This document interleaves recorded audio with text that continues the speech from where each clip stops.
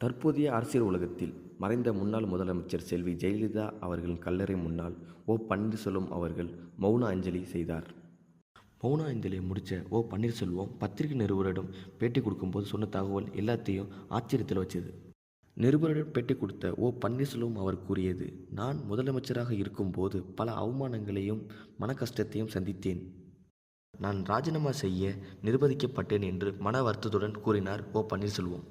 ஆனால் இப்போ ஓ பன்னீர்செல்வம் மக்கள் ஆசைப்பட்டால் நான் ராஜினாமா செய்த கடிதத்தை திரும்ப பெறுவேன்னு சொல்லியிருக்காரு. தற்போது ஓ பன்னீர்செல்வம் என்ன சொல்கிறாருன்னா, நேற்று அதாவது 6/2 அன்று கட்சி மீட்டிங் அரேஞ்ச் செஞ்சுருந்தாங்க. அந்த மீட்டிங்கை பற்றி எனக்கு எந்த தகவலும் தெரியாது. ஆனால் திடீர்னு சொன்னாங்க, அந்த மீட்டிங் உங்கள் தலைமையில் தான் நடக்கணும்னு சொல்லியிருந்தாங்க. அப்போ கட்சியில் உள்ளவங்க சொன்னாங்க, பொதுச் செயலாளர் சசிகலா முதலமைச்சர் ஆகணும், உங்கள் பதவியை ராஜினாமா செய்யணும்னு சொன்னாங்க. நான் உடனே சொன்னேன், அம்மா நினைவிடத்துக்கு போய் நான் மௌன அஞ்சலி செஞ்சுட்டு வரேன்னு சொன்னேன். அதுக்கு என்னை விடலை. நான் உடனே என் பதவியை ராஜினாமா செஞ்சுட்டு போயஸ் கார்டனை விட்டு வெளியே வந்துட்டேன். இப்போ ஓபிஎஸ் என்ன சொல்கிறேன்னா, நான் தனி ஊர்னா இருந்து என் கட்சியை நான் காப்பாற்றிடுவேன்னு சொல்கிறாரு. இதை பார்த்த மு.க. ஸ்டாலின் தற்போதைய முதலமைச்சர் ஓ பன்னீர்செல்வத்தை யாரெல்லாம் நிர்பந்திக்க செய்தார்களோ அவர்கள் மீது சட்டப்படி நடவடிக்கை எடுக்க என்று பேட்டி கொடுத்துருக்காரு. இதற்கு பதிலடியாக உடனே பொதுச் செயலாளர் சசிகலா ஓ பன்னீர்செல்வம் அவர்களை கட்சியை விட்டு பொருளாளர் பதவியிலிருந்து நீக்கியுள்ளார்.